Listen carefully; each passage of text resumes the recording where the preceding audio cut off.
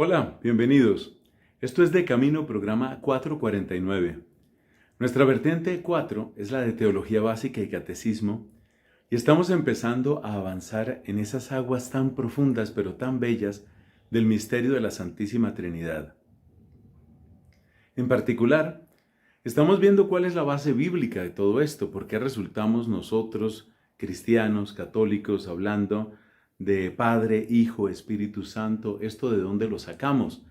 ¿Quién nos ha revelado ese misterio de lo que es Dios en sí mismo? La respuesta es hermosísima, como no podía ser de otra forma. Es el Hijo. Es Cristo, Hijo de Dios, quien nos ha entreabierto la puerta para que nos asomemos a la realidad de Dios como Padre y de ese aliado maravilloso, ese defensor que desde lo profundo de nuestro ser hace la obra de la santificación, es decir, el Espíritu Santo. Cristo que nos revela al Padre y al Espíritu, aquí en De Camino. Para nosotros, las cualidades de una persona están básicamente en la misma persona. Es decir, nosotros consideramos que si una persona, por ejemplo, es exitosa, es porque hay algo dentro de la persona que la hace exitosa. Por ejemplo, es una persona que tiene talento, que tiene fuerza, a veces decimos que tiene carisma. Es nuestra manera de expresarnos. El éxito está dentro de la persona. Pero ya en el Antiguo Testamento aparece un modo de hablar que es sumamente interesante.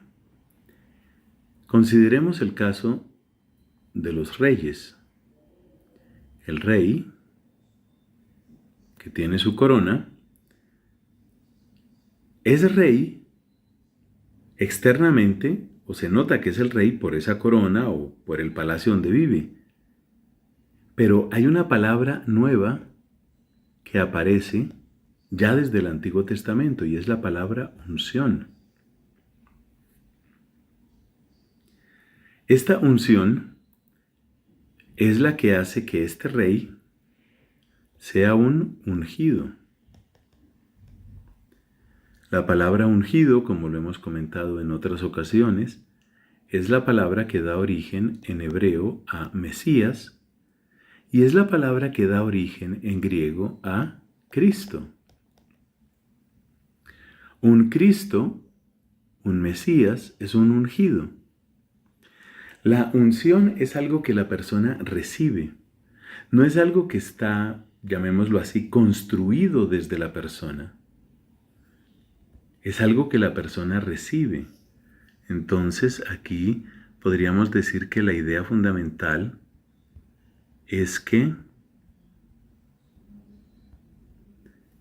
los talentos, los éxitos son cosas que nosotros construimos, así miramos, digamos popularmente. Ese es el modo usual de pensar sobre el éxito en nuestro mundo.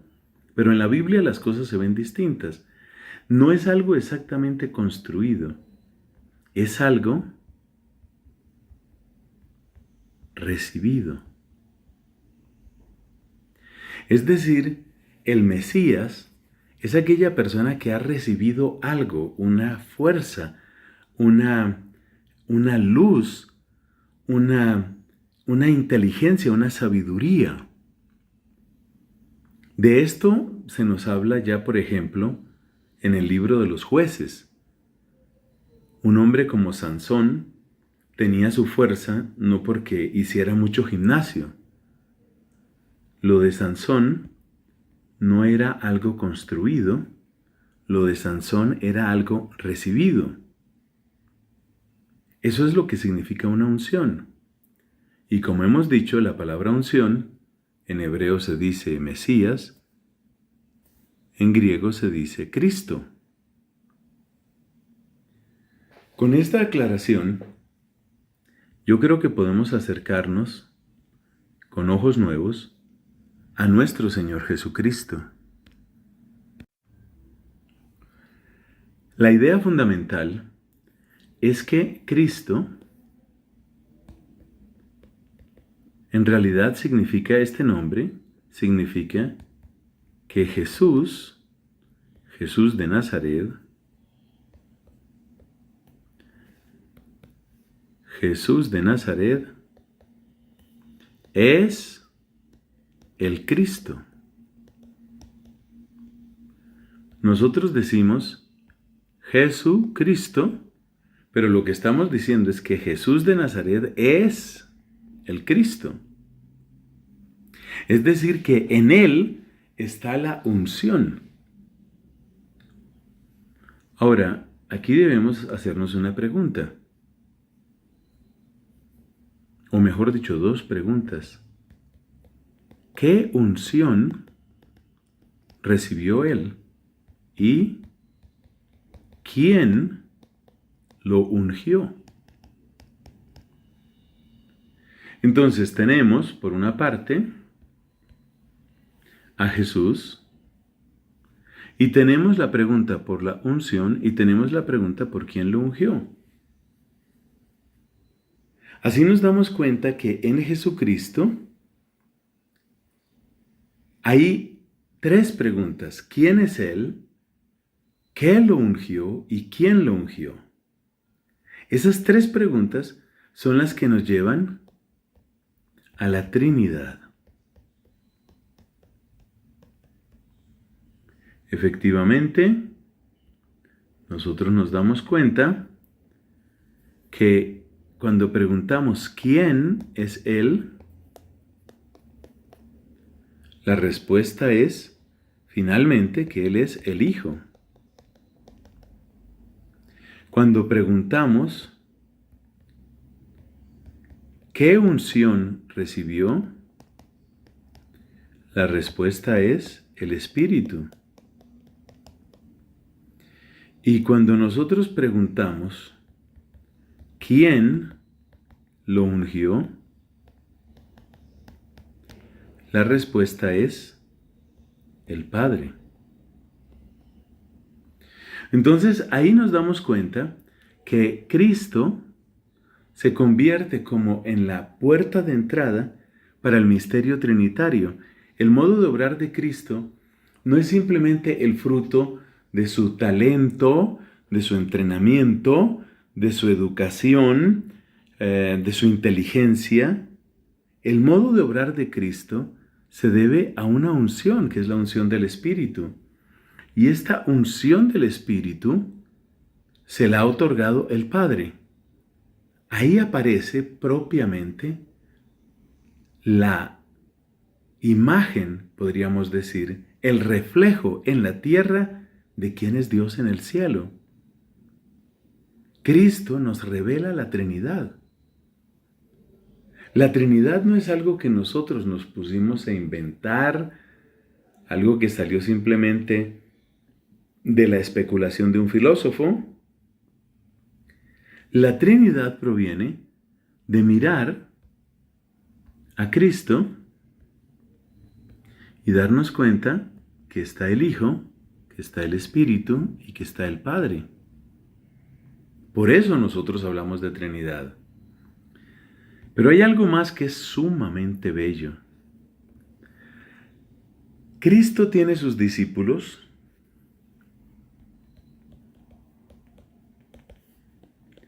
Los discípulos de Cristo eran protegidos por Cristo.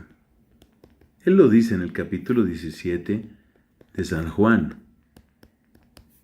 Eran protegidos por Él, por su amor, por su oración, por su palabra, por su poder, por su exhortación.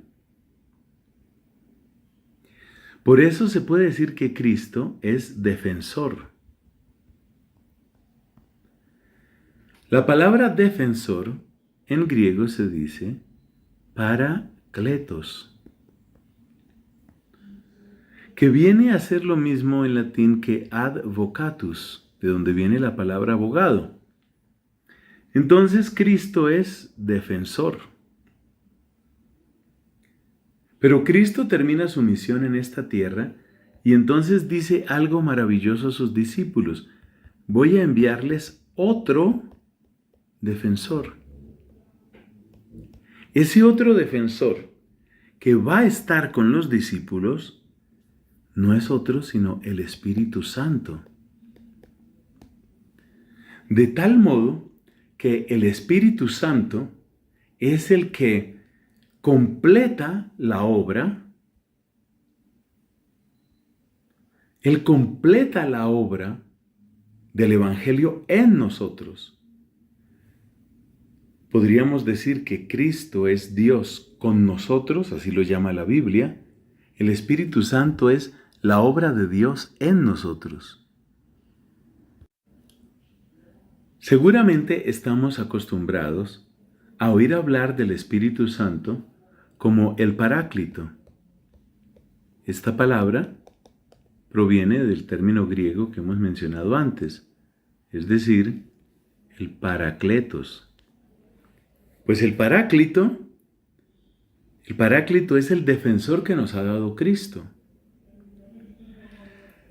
También dice la Escritura, cuando Cristo va a partir, la Escritura también nos dice que Cristo va a enviar desde el Padre al Espíritu. Observa que aquí Cristo promete otro defensor y resulta que la Escritura nos dice que Cristo enviará desde el Padre